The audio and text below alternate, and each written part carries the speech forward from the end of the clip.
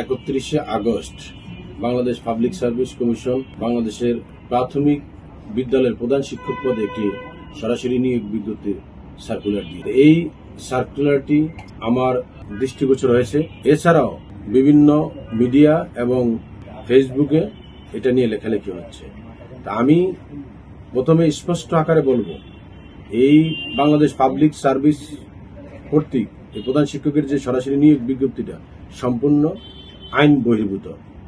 2019 সালে যে প্রাথমিক বিদ্যালয় শিক্ষক নিয়োগ বিধিমালা এবং 28শে আগস্ট 2025 সালে যে নিয়োগ বিধিমালা, এই দুইটা আইন বিধিমালা বিবেচনা না করেই পিএসসি অথবা সংশ্লিষ্ট কর্তৃপক্ষ এই সার্কুলারটি দিয়েছে। এছাড়া আমি বলবো এটা আদালত অবমাননার শামিল, কারণ ইতিমধ্যে বাংলাদেশ সুপ্রিম কোর্টের আপিল বিভাগ সর্বোচ্চ আদালত থেকে প্রাথমিক বিদ্যালয়ের প্রধান শিক্ষকের 2য় শ্রেণীর মর্যাদা এবং 10ম গ্রেড দেওয়ার জন্য নির্দেশনা দিয়েছে।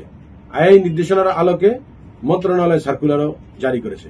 তো যেখানে মন্ত্রণালয় 10ম গ্রেডের সার্কুলার জারি করেছে, সেক্ষেত্রে পাবলিক সার্ভিস কমিশন 11তম গ্রেড 12তম গ্রেডে প্রধান শিক্ষক নিয়োগ বিজ্ঞপ্তি আবেদন গ্রহণ করার জন্য আবেদন চাওয়া ক্যান্ডিডেটদের কাছে, এটা সম্পূর্ণই আদালত অবমাননার শামিল এবং আপিল বিভাগের যে রায়ের অবমাননার তুল্য।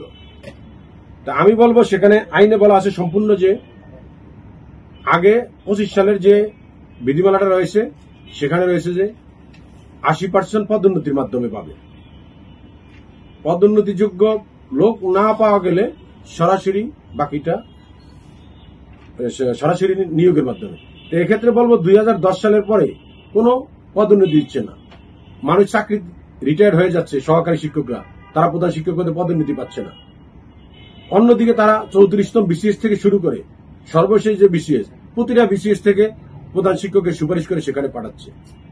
তা আমি বলবো যে কর্তৃপক্ষ এই অযৌক্তিক বেআইনিভাবে এই সমস্ত যে নিয়োগ সার্কুলার কার্যক্রমগুলো গ্রহণ করছে, এগুলা শিক্ষকদের চাকরি অধিকার ক্ষুণ্ণ করছে। সহকারী শিক্ষকদের তাদের যে পদোন্নতির যে আইনগত একটা সুবিধা রয়েছে, অধিকার রয়েছে, সেটা থেকে তাদেরকে বঞ্চিত করছে। আমি বলবো পিএসসি সহ প্রাথমিক গণশিক্ষা মন্ত্রণালয়ের সচিব এবং সংশ্লিষ্ট ডিজি যারা রয়েছেন, তারা দ্রুত সময়ে এই নিয়োগ বিজ্ঞপ্তি বন্ধ করবেন এবং দ্রুত সময়ে সহকারী শিক্ষকদের পদোন্নতির ব্যবস্থা গ্রহণ করবেন।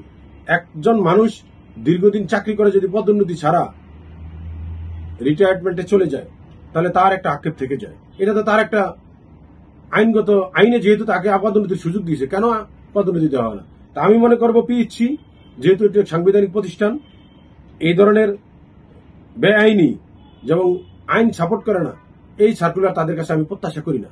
তারা দ্রুত বিষয়টি আমলে নিয়ে এই সার্কুলার বন্ধ করবে এবং সহকারী শিক্ষকদের পদোন্নতির ব্যবস্থা গ্রহণ করবে প্রাথমিক গণশিক্ষা মন্ত্রণালয়।